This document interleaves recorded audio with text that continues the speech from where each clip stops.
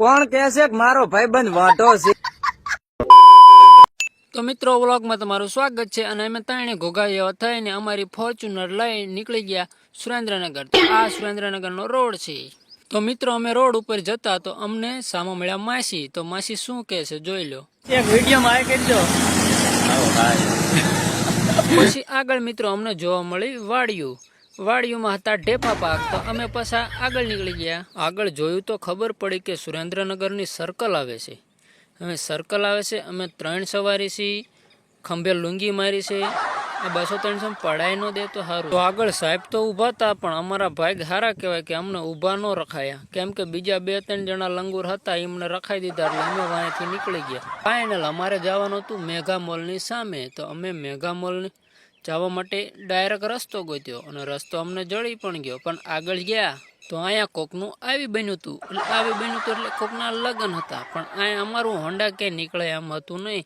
પછી અમે જેમ તેમ કરીને બધે કંઈક જુગાડ કર્યો તો એક જગ્યાએ નીકળે એવું ગોત્યું, પણ માંડ હોન્ડા નીકળ્યું અમારું. તો અમે ફાઇનલ પહોંચી ગયા મેગા મોલની સામે. અને પક્કો કે મારે જવું છે દવાખાને, મારે થોડાક દાંત દેખાડો છે. પક્કાને કીધું થોડા માવા ઓછા ખાતો ભલામણા આવું કરાય. તો આ છે દવાખાનું. અને આ ઘોઘા જેવા ઉપર ચડી ગયા અને હું પછી વાયા હાલવા માંડ્યો. દવાખાનામાં બેસીને મજા ન આવી એટલે અમે સુરેન્દ્રનગરની શેર કરવા નીકળી ગયા. અને પક્કાને કીધું તું ઘોઘા જેવો થઈને બે અમે પાછા આવી છીએ. બહાર આવ્યા તો માંગણીયા વધી ગયા. આ છોકરી નાની એવી છે, આને શું કેવું, 10 રૂપિયા આપ્યા ને ત્યાંથી અમે નીકળી પડ્યા પાછા.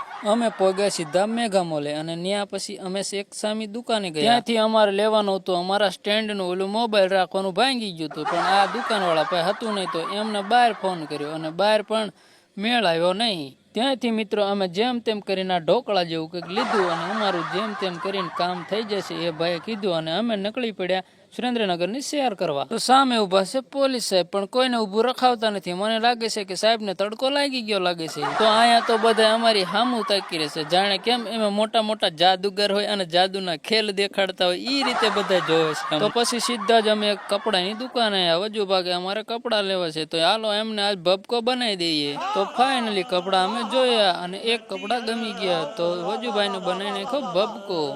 પછી ત્યાંથી અમે પાછા નીકળી પડ્યા પક્કા પાસે જાદુગરનો ખેલ દેખાડવા. તો હાલો ખેલ દેખાડવા આગળ ગયા તો વજુભાઈ તો બીડી ફૂંકવા માંડ્યા. ખેલ તો એક પર પડ્યો રહ્યો. બીડી ફૂંકીને અમે પાછા નીકળ્યા પક્કા પાસે. તો પક્કો ઘોઘા જેવો થઈને હાથમાં ઠેલી લઈને આવતો, એટલે ભાઈ 10 રૂપિયા આપું, માંગવા આવ્યો છો શું? ત્યાંથી પાછા કન્ટિન્યુ ઉપડ્યા. પક્કો કે જમવા જવું છે તો ચાલો જમવા.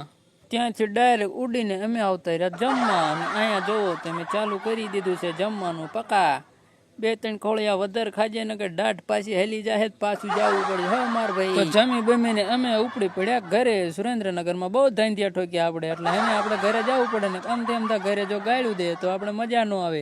તો મિત્રો મિની વ્લોગ અમારો ગમ્યો હોય તો લાઈક કરજો અને શેર કરજો. ચેનલને સબસ્ક્રાઈબ કરવાનું ભૂલતા નહીં. તો મળે એક નવા વિડીયો સાથે.